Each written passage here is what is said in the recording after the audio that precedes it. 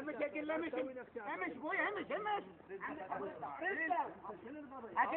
لا مش بويا مش لا تفرحطني مش ابو اسماعيل خليك ردوا ثواب لي حكم ردوا شلون ترجع وين ولا هذا انت لا تسوي لنا سالفه مش هيك مش هيك والله عم مش قدامي مش يا جماعه هذا ردوا سلام امش روح اقول له امش يا رب هاي شلون سطيته عمي ردوا ما راح العدمه انت اخوي ريت انت بالمظاهرات ريت صدق ريت انت اخوي شلش دخيل بختك انا مالي حيلك رد خويا ايه هسه غير نفتيم شنو المشكله انا فاهم انك كوكب المشكله بعد بيتي ها هاي المشكله غير اريد ابدل غيابتي المدير ما تدرون بيه استغني كان انت طالع من النقطه من غير خيوط وتمشي بالسلب بخيوط علي ايش عود يرضى ضميرك الحي من سنين وانا احكم شعوب الدسين بثلاث خيوط هسه من يشوفوني بغيرها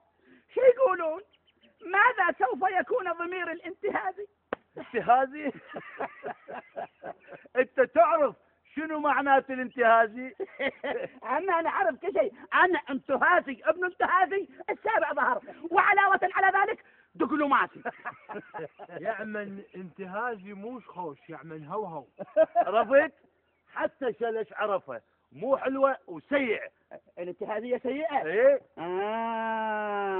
عم اسكت لا يسمعونك انا عارف كل شيء انت مو شفت نفسك معلم مال تاريخ ما ادري جغرافيا ترى ان كل شيء ما يفوت علي نعم انا مضبط اموري بس شني اللي هاي البلكوريا هي اللي خانت بيا وقفت بطريقي ده بطلوا من هالسوالف ده بطلوا عمي قل لي هذا الزلمه الحمار الابرص اللي تعرف انت علي جاي وليش ينشد علي والله هو يا عليوي هو انا اقول لك يعني شنو هو مش اجنبي عبن الشمس ما طاقته من سنين اي والله انجليزي ومش انجليزي ضمد هو هيك يقول من عبنا يحكي عربي هسه شلون والله ابدل غيابتي ولا امشوا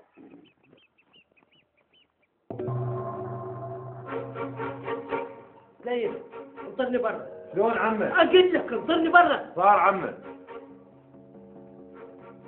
تعال قل لي انت شلت سالفتك ابو اسماعيل خايف والله قبل شبعت بدلت غيابتي قدامك ايش عاد ويش عاد قول لي من دخلت لي جوا ما عرفت هذا منو اللي جاي على عليوي خايف انت ما تجي اللي كاتل روحك عليش عليه وما سأل بقدك وشريت هالبرا النقطة مو هذا خاف ابويا والله شو اقول لك هو الحمار سبحان الله نفس الحمار بس اقول لك ابوك عندي مرات يدس فندقين ابوك طلع بعد ابوي شبه منك ما ادري لا ابو اسماعيل خليني هنا احسن يا ولد أبن شارد من أبوك مسوي لك مكسورة وهل ملفيت عليه وشيلك بعد غير المجرمين شو القضية أبو إسماعيل؟ أخي أنا مالي غرض أبوك وشايف من مقدات لهنا غير من ورا مكسراتك ومن يقول لك أنا عندي مكسرات؟ جاي شارد من أبوك بعد بيتي عليش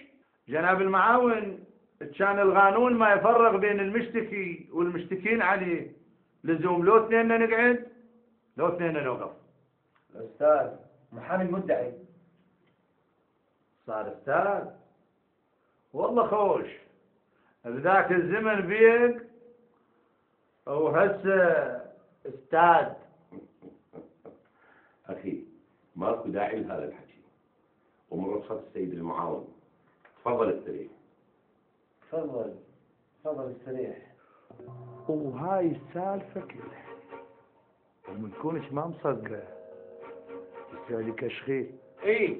انا اعرف بالسالفه كلها الوادم يجوك بكل طريقه وراد يفضون الشغله بس ما فادوا لك. خلك محضر خير يا كشخيل بعدين انت شنو دخل روحك؟ اخي انا دزت علينا وعن الشيخ حجاج لان عرض لي مسافر لبغداد ويرضى الشيخ حجاج اعطى نصجاعي اللي انقريت؟ عمي يا انقريت كان غير اولاد عمك طويلين. اخوان ارجوكم انا جاي هنا حتى نحل المسألة بالتراضي ووديا مو جايين نتعارك. ليه تأخر؟ عمي تأخر ابويا قلت لكم ردوا ولا شغله هينه هو يرد لكم. يا هينا ابويا ولا عرفه.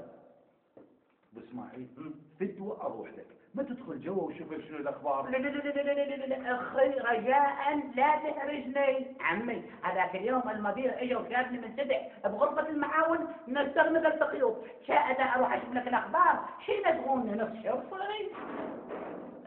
ها عليوي بشر يلا بشر. شلش وين؟ شلش برا قاعد ينتظر. شنو الموضوع؟ الموجود جوا هو مو ابويا. لا استاذ سيد، هذا شوكة بيك. انا اخوك شاركت في البيقات. شوكة بيك منو؟ امشي بعدين احكي لك هم ردوا الانقرايز. شنو الموضوع؟ عليوي يا الموضوع شنو؟